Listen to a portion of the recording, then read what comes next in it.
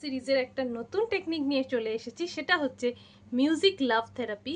এবার মিউজিক আপনাদের সবারই শুনতে হয়তো ভালো লাগে, কারণ নাও ভালো লাগতে পারে, কিন্তু আমি এখানে যেটা বলতে চলেছি সেটা হচ্ছে কিছু স্পেসিফিক মিউজিকের কথা, যেগুলো আপনার এনার্জিকে বা ফ্রিকোয়েন্সিকে আপলিফট করবে। আর আপনি জানেন, যখনই আপনার ফ্রিকোয়েন্সি আপলিফট হয় তখন আপনার জীবনে প্রত্যেক দিন ম্যাজিক ঘটে। তো এবার কী ধরনের গান আপনি শুনবেন?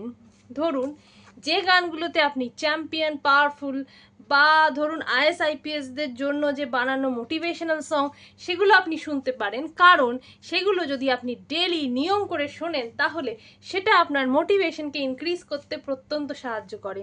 প্লাস আপনি ভক্তিগীতি শুনতে পারেন, বা যে ধরনের গীতি আপনাকে মনের দিক থেকে শান্ত করে আর আপনার ফ্রিকোয়েন্সিকে আপলিফট করে সেই ধরনের গানই আপনি শুনবেন। এবার যদি বলি, আপনি যদি চান আপনার ফ্রিকোয়েন্সি যাতে কখনো লো না হয়, তাহলে এই ধরনের মিউজিকেরগুলোর সাথে আপনি সবসময় থাকার চেষ্টা করুন। আর আপনার জীবনের দুঃখজনক গান বা দুঃখজনক ঘটনা থেকে দূরে থাকুন। যদিও সেটা সম্ভব সবসময় নয়, কিন্তু দুঃখজনক গানের থেকে আমরা দূরে কিন্তু থাকতেই পারি।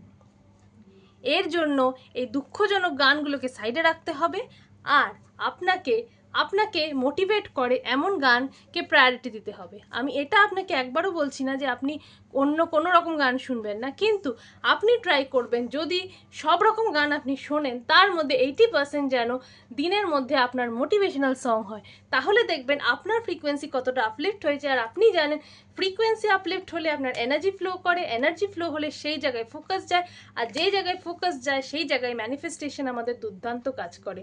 তো ধন্যবাদ, ধন্যবাদ, ধন্যবাদ। এটা প্রয়োগ করে দেখবেন আর আমাকে কমেন্ট সেকশনে জানাবেন কি রেজাল্ট পেলেন। তার জন্য আমি অত্যন্ত কৃতজ্ঞ হব আপনাদের কাছে। ধন্যবাদ।